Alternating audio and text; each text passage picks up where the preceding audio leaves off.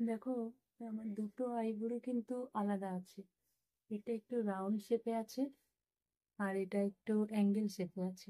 তো দুটো আইব্রোকে যদি আমরা একই ধরনের করতে চাই, তার জন্য আমাদের আইব্রো ক্যারেক্টারের ইউজ করতে হবে। উম, তো আমরা কি করব, এই যে ব্ল্যাক অ্যান্ড মারুন হালকা করে একটু মিশিয়ে নেব। মিশিয়ে নিয়ে কিন্তু আমরা দুটো অ্যাঙ্গেলে এরকম ভাবে ধরে দেখব কোনটা আমাদের অ্যাঙ্গেল, সেই অ্যাঙ্গেল হিসেবে কাজ করবে। কি করব, প্রথমে এই অ্যাঙ্গেলটা ধরবো, ধরে কিন্তু আমরা যে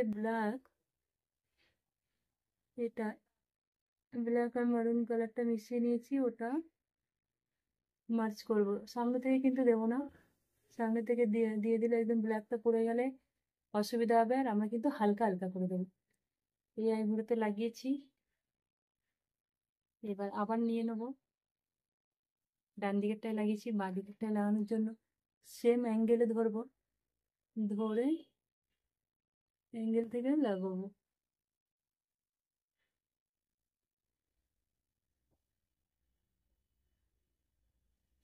এবার কি করব, হালকা করে কিন্তু সামনে থেকে মার্চ করবো, একসাথে দেবো না। এও যে আমরা আইভরি ক্যারেক্টার থেকে মারুন কালার ব্ল্যাক কালারের নিয়ে মিক্স করছিলাম, সেটা অ্যাঙ্গেল থেকে নিচের দিকে দিয়ে দেওয়ার পরেই কিন্তু এখানে দেবো, সামনের দিকে।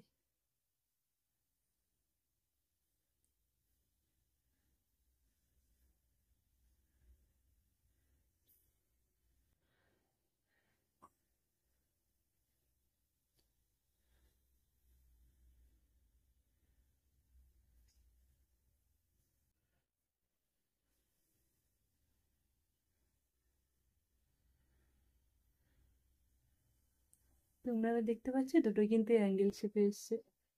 এখানটা একটু হালকা আছে, মার্চ করে নেব।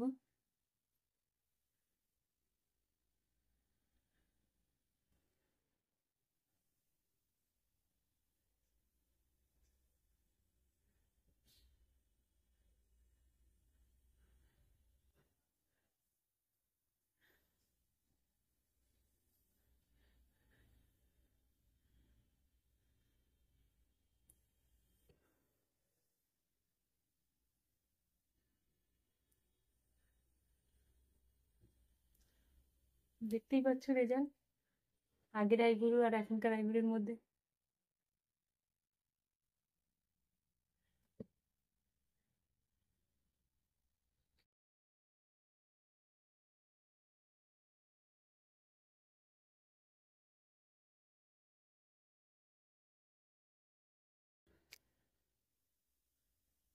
দেখে নাও।